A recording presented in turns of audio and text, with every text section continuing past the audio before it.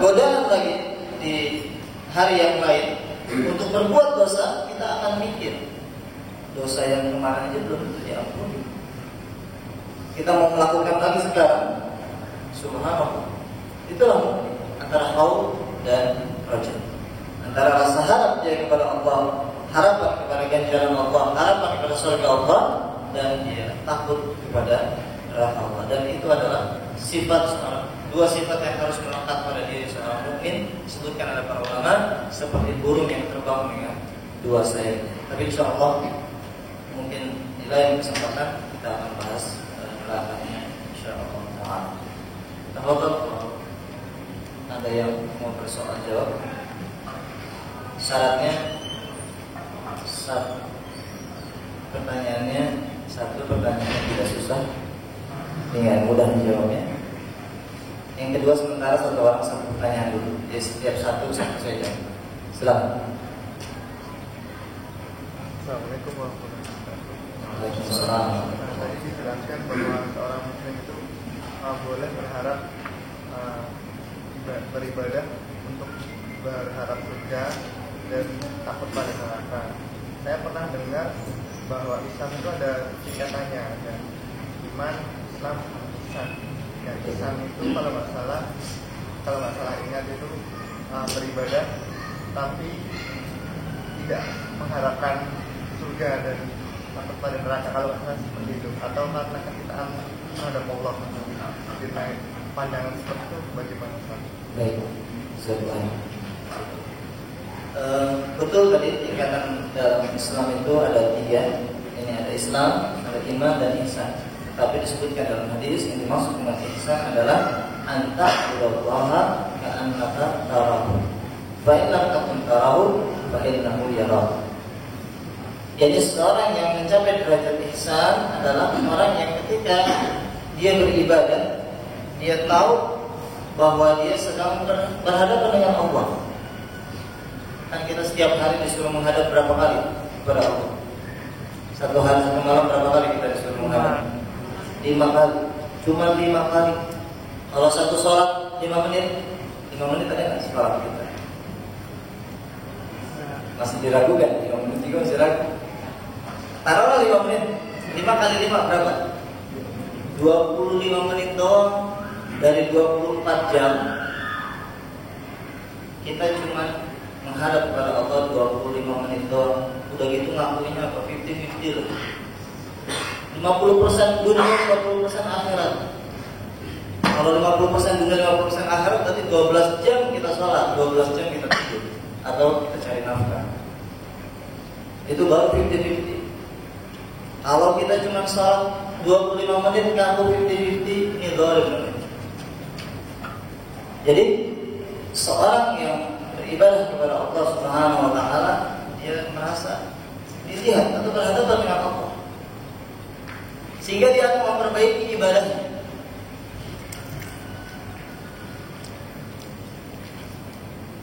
Kemudian kata beliau, kalaupun kita tidak melihat Allah, karena jelas kita kalau lagi sholat kan nggak melihat Allah, yakinlah bahwa Allah melihat kita, selalu merasa diawasi oleh Allah Subhanahu wa taala. Ini adalah orang-orang yang ihsan. Jadi tidak ada kaitannya dengan surga dan neraka. Jadi orang yang muhsin atau ihsan adalah, ini tingkatan yang paling tinggi, adalah orang yang beribadah kepada Allah, dia selalu merasa diawasi oleh Allah Subhanahu wa taala. Dia akan memperbaiki ibadahnya, dia akan memperbaiki hak Allah, dia akan memperbaiki hak manusia, dan seterusnya. Itulah orang-orang yang muhsin. Allahu a'lam. Ya.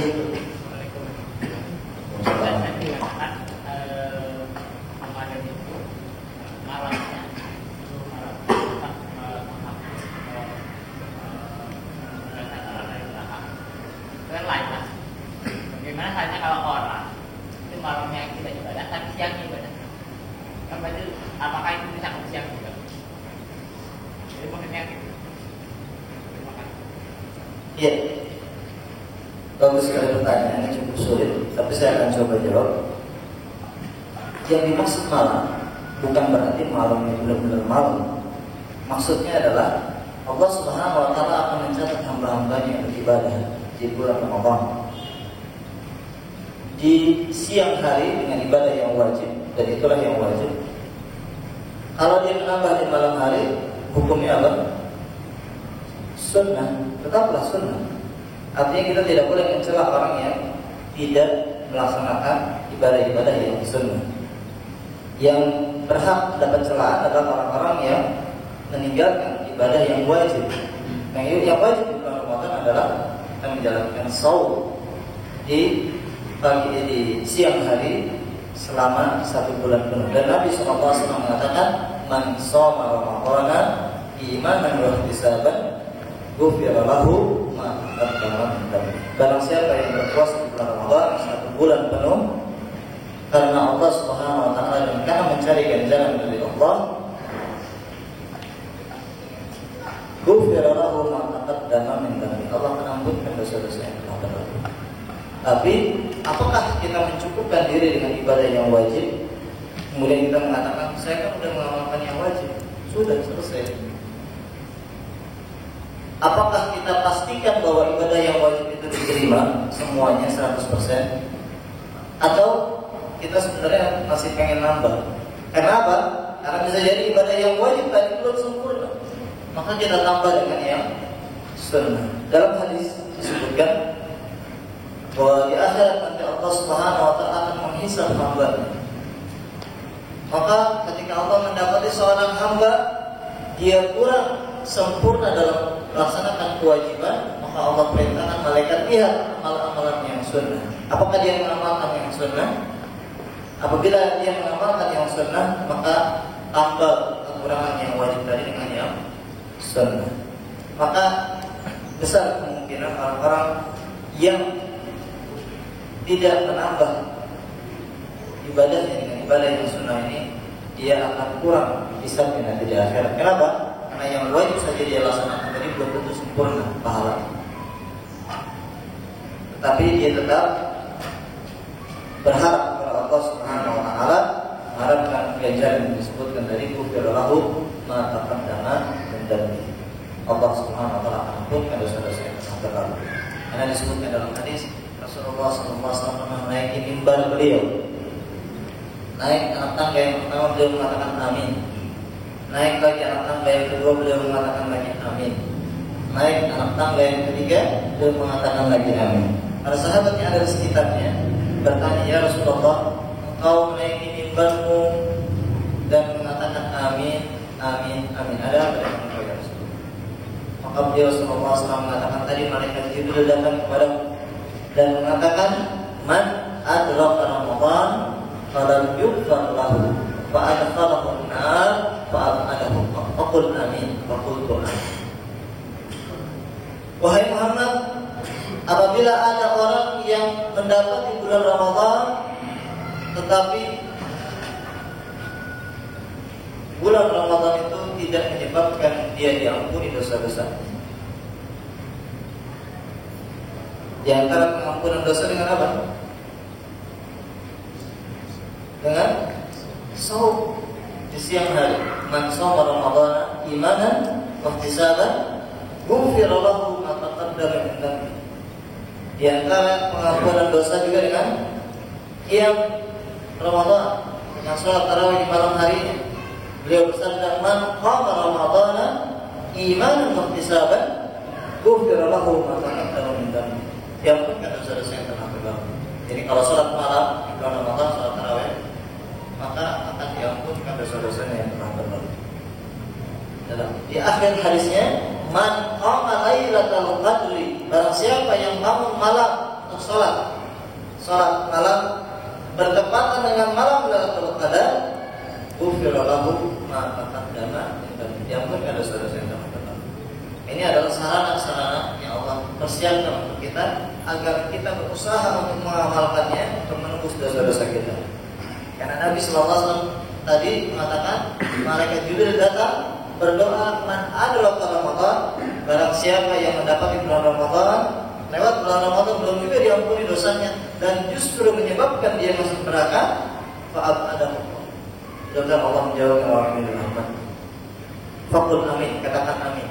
Maka beliau sallallahu alaihi wasallam mengatakan amin. Itulah sebabnya beliau mengatakan amin, amin, amin.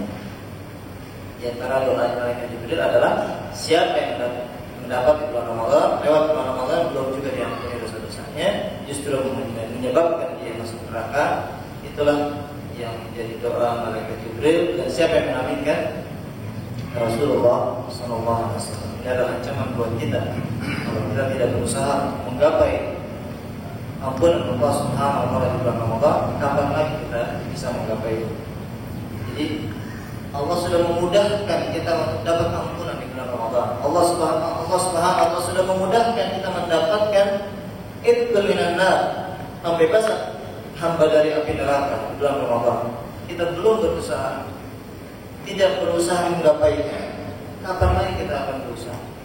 Ini sudah dimudahkan, setan sudah dibelenggu, pintu surga sudah ditutup, pintu surga sudah dibuka, pintu neraka sudah ditutup. Kesempatan seperti ini belum juga kita manfaatkan, maka kecelakaan buat kita, kecelakaan buat kita, naudzubillah. Jadi kita berharap bahwa ibadah itu dilaksanakan yang wajib dan yang sunnah, dan itu merupakan yang diinginkan oleh Allah Subhanahu wa taala dari kita. Allahu akbar. Ya, silakan. Dia lebih suka rata yang malah suka yang tidak bisa dilaksanakan oleh manusia saat ini. Saya pernah tinggal di Padang 5 tahun, Pak. Kenal baik dengan seorang imam masjid ya. Itu saya tinggal di daerah sana. Dia pernah cerita ke saya bahwasanya dia pernah meninggal pada saat dicabut oleh malaikat itu rasanya sakit sekali. Kemudian dia dikafani, itu dia meninggal subuh. Terus tapi sampai menjelang maghrib itu dikubur karena gara-gara menunggu anaknya. Dia cerita bahwasanya dia diajak ke surga. Sana dia bilang, malaikat itu bilang bahwa ini tempat dia mengatakan bahwa memang laki-laki berdua dengan apa yang mereka dilakukan semuanya ada. Kemudian dia diajak ke neraka untuk pada siksa-siksa itu. Saya dari kita tahu, kemudian dia begitu jam isya dia digetaki, Pak. Orang masyarakat Sarawak semua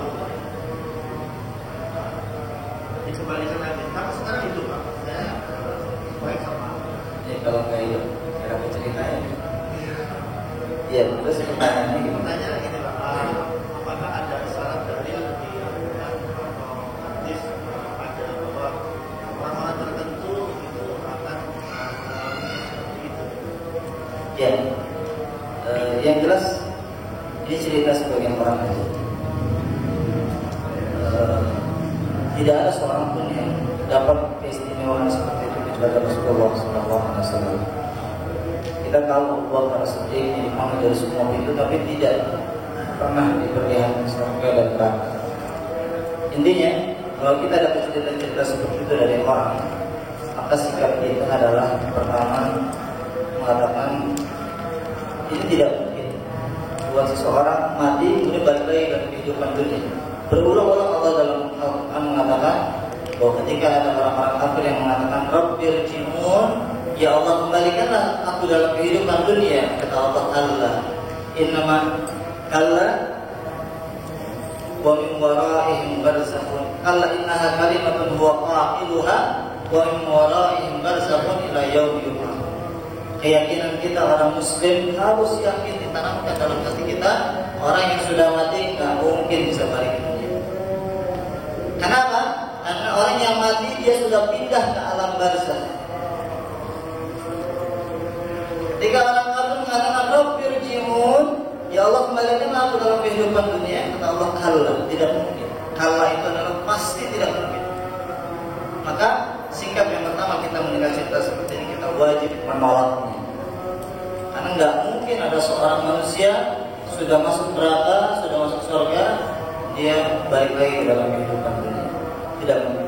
Bertentangan dengan Al-Quran. Kalla innaha kalimatun huwa qailuha. Tidak mungkin itu terjadi. Kata Allah, itu hanyalah permintaan yang diminta olehnya saja. Wa min waraihim barzakhun ila yaumil akhir. Dan di belakangnya ada dinding pemisah antara kehidupan dunia dan kehidupan barzakh. Ila yaumil akhir, sampai hari kiamat. Tidak mungkin bisa balik dalam kehidupan dunia. Kalau ada orang yang mati, ini namanya mati suri. Belum dicabut nyawanya. Mati suri ini mungkin seperti pingsan. Orang yang kayak sudah mati, padahal belum. Allah a'lam bishawab. Setiap yang bertentangan dengan Al-Quran kita wajib tolak. Dan itu keyakinan kita. Kecuali kalau kita orang Hindu atau orang Buddha yang punya keyakinan bahwa manusia bisa kembali dalam kehidupan dunia, dalam akidah reinkarnasi. Kita orang Muslim yang sudah masuk dalam kehidupan alam barzakh tidak bisa lagi kembali dalam kehidupan dunia. Ini cerita yang diceritakan oleh manusia dan kita yakin kebohongannya, kita yakin kedustaan. Allahu a'lam bishawab, karena bertentangan dengan Al-Quran. Surah Al-Mu'minun ayat 99 dan 100. Silakan dicatat nanti di rumah dia. Surah Al-Mu'minun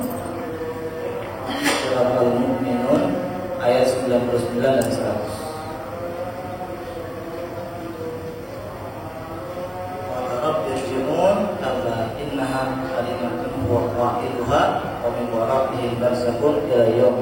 Silakan dibaca terjemahannya. Itu yang bisa kita sampaikan. Kalau sudah mau masuk juga, akan datang kebahagiaan buat kita insyaallah. Mudah-mudahan materi ini memberikan manfaat buat saya pribadi dan antum, dan memberikan semangat kita dalam beribadah di bulan Ramadan menggapai surga Allah Subhanahu wa taala. Subhanallah wa bihamdihi, asyhadu an la ilaha illa anta, astaghfiruka wa atubu ilaik. Assalamualaikum warahmatullahi wabarakatuh.